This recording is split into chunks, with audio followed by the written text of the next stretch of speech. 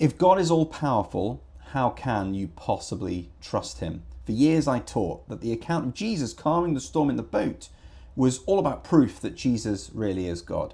There's a children's song sung in churches for nearly 30 years, has a verse that goes like this: Jesus and his friends caught in a storm, looking like they're going to drown. Jesus yelled quiet and the storm was calm. Only God can do that. Who is this man? Now, that's not wrong. Yes, only God can do that. And yes, Jesus is both God and man, and this story shows it. But that is not the main point the gospel writers are making as they tell this story. Just look at Mark chapter 4. On that day, when the evening had come, he told them, "Let's cross over to the other side of the sea." So they left the crowd and took him along, since he was in the boat, and other boats were with him. A great windstorm arose, and the waves were breaking over the boat, so that the boat was already being swamped. He was in the stern, sleeping on the cushion. So they woke him up and said to him, "Teacher, don't you care that we're going to die?" This is the question that the passage answers.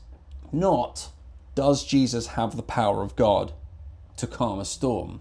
But, does Jesus even care when people are suffering, even to the point of death? When I talk to my atheist friends, they have never, so far, questioned the mechanics of the incarnation. They've told me it's silly, ridiculous, stupid that I believe there's a God. Or that I believe that this supposedly non-existent God could become man. But they don't really get emotional about that. What does get them emotional, though, is the idea that there's suffering in the world. And if God is supposed to be all-powerful, why does he allow this suffering to continue? Maybe you watching this video right now are one of those people thinking that. And the existence of suffering and problems in the world raises this question for them. Doesn't God care that people die?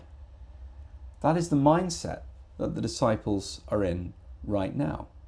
Don't you care, Jesus? Doesn't it matter to you, the suffering that we're going through? I think we can all relate to that. Mark goes on, saying, "He got up, rebuked the wind, and said to the sea, 'Silence, be still.' The wind ceased, and there was a great calm. Then he said to them, 'Why are you afraid? Do you still have no faith?'"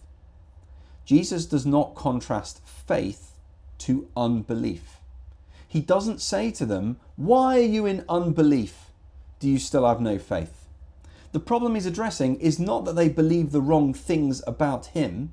It is not that they don't understand the doctrine of the incarnation. That is not what Jesus is asking about here. It's not what he's contrasting. Instead, he contrasts faith to fear. Why are you afraid? Do you still have no faith? The problem is not that they don't understand what Jesus is. The problem is that they do not trust who Jesus is. And their final words in verse 41 confirm that.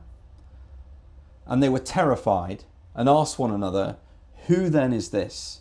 Even the wind and the sea obey him.'" They ask, "Who then is this? Tis ara utos estin."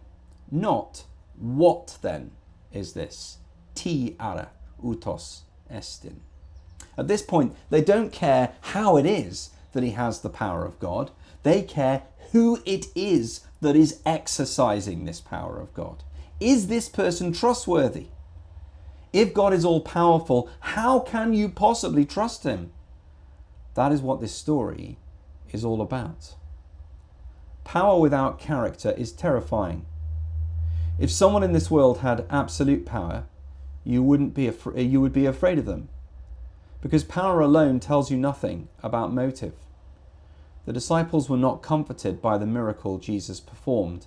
They were more afraid, because now they saw unlimited power was in the boat with them. And they didn't know what he was going to do with it. Look at the stars, look at the sea. You can see that God is powerful. But that tells you nothing about whether he cares about those who suffer. It tells you nothing about his motives. Mark's gospel doesn't address that question fully in the boat. He answers it at the cross. The same voice that said, "Silence, be still," later cried out, my God, why have you forsaken me?" On the lake, the storm was stilled. On the cross, it wasn't. He stepped into the greater storm, sin, death, judgment, and he did not calm it for himself. He let it fall on him, and he did that for you. That tells you what kind of a God he is. That tells you how he wields power. The disciples asked, "Who then is this?" The answer is, this is the God who has more power than the universe, can control the wind and the waves. And he uses that power to enter that universe and die for you. So should I be scared of God? You don't need to be scared of the God who died for you.